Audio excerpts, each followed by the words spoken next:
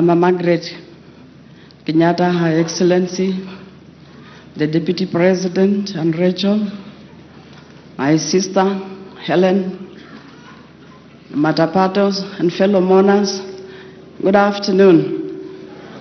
Praise be to God. Mrs. Yangayang, Mrs. Yeso Christo, kayo na nga sa jogir marabaro and aboro.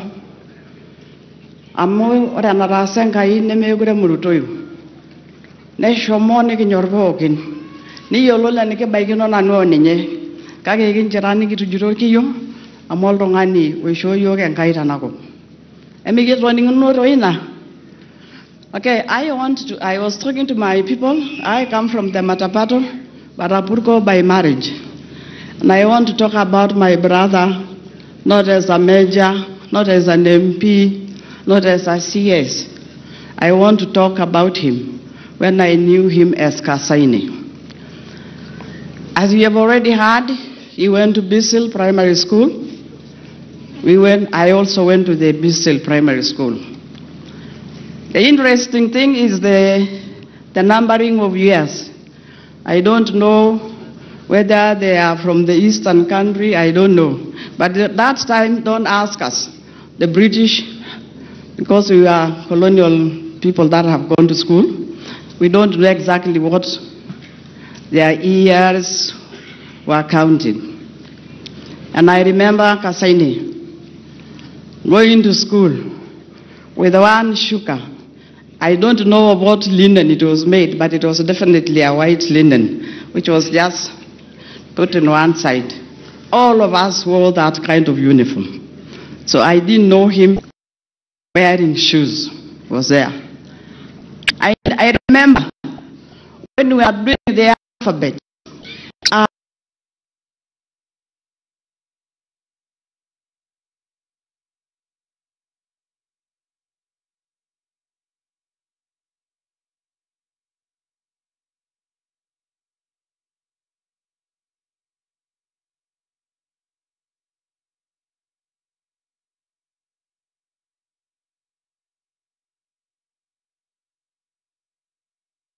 desire to go back to Moranhood.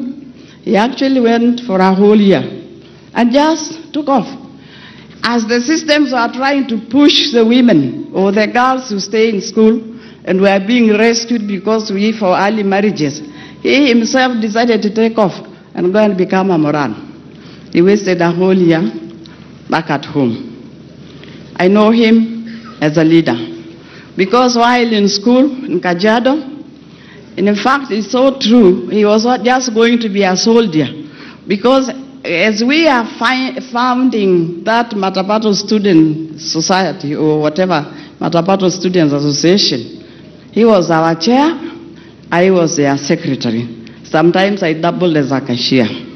But the vision he had for his people, for quality education, that was in him. I think he was born after he came back. I have known him as a Christian Union person. We were always together with the Christian Union, so I could confirm when he was young. At that time, he was still a Christian. He would come always when we say, and because we had a British man as a principal, Mr. Russell was from Britain. And he taught us a hymn which was saying, he who would valiant be. And then Nkaissery, that was his song. Every time, he who would valiant be. You know exactly what it was. It could have been a song which was sung after the war. He who would valiant be against all disaster. Let him in constancy follow the master.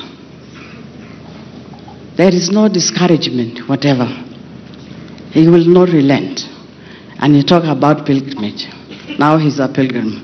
I talk about Joseph as a family man. I know Joseph so well, and I know his wife, Helen. They were committed to each other. Joshua and I, which is Helen's younger father, we were friends, we were part of the preaching team, and we finished O-level, we went different ways. I got married myself in Narok. But Helen was a little younger. and she was at Kapsabet Girls High School. And because it was night, he used to bring Helen to me so that I take her to school. Later on in life, Helen came to Kenya school, teachers, Kenya Science Teachers College. Allow me to say this, Mr. MC.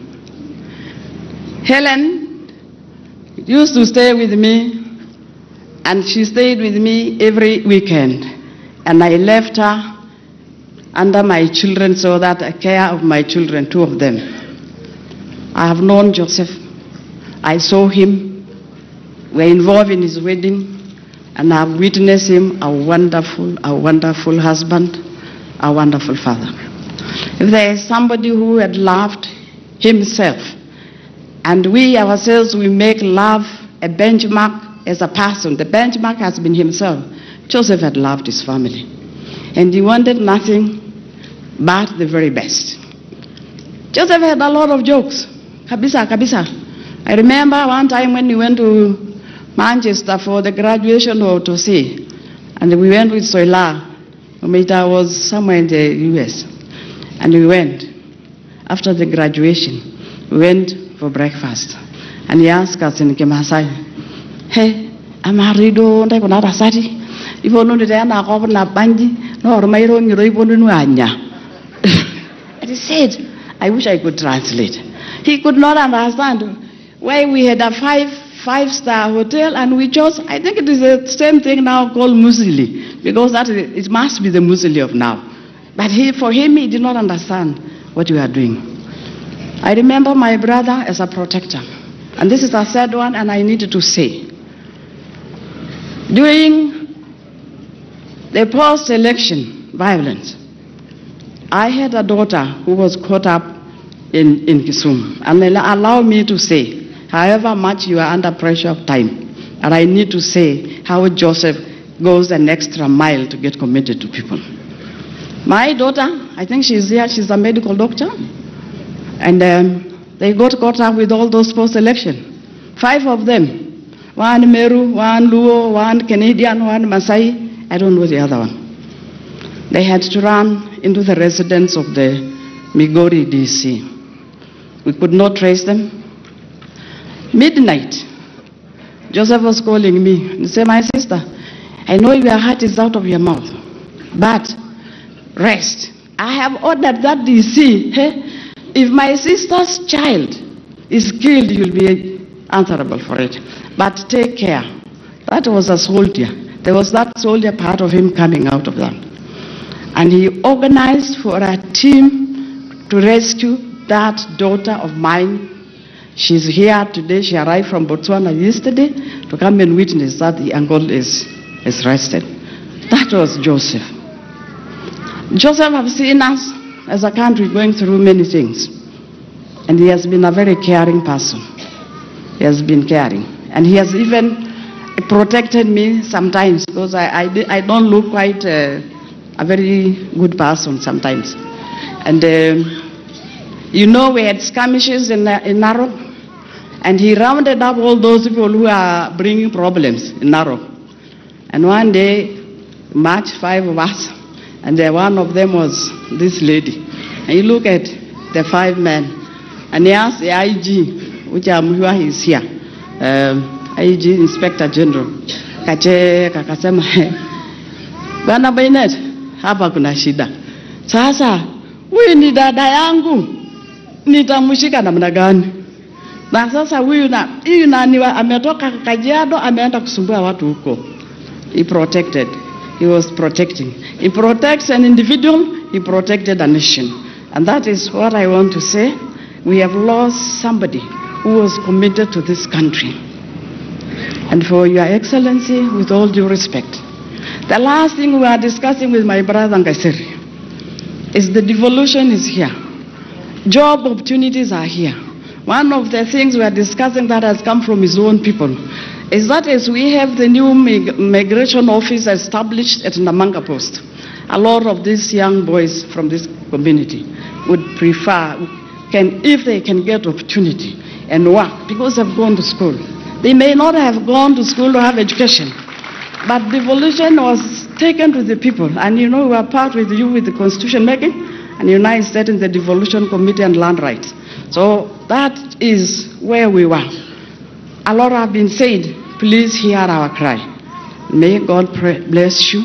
And Auntie Helen will walk with you. We have worked together. We will still walk.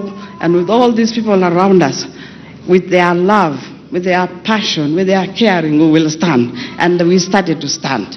I broke and I came in, and nobody thought I will stand. But I told Jesus, take over from now. And he has taken. And that's why I'm able to talk about my own brother. Praise be to God.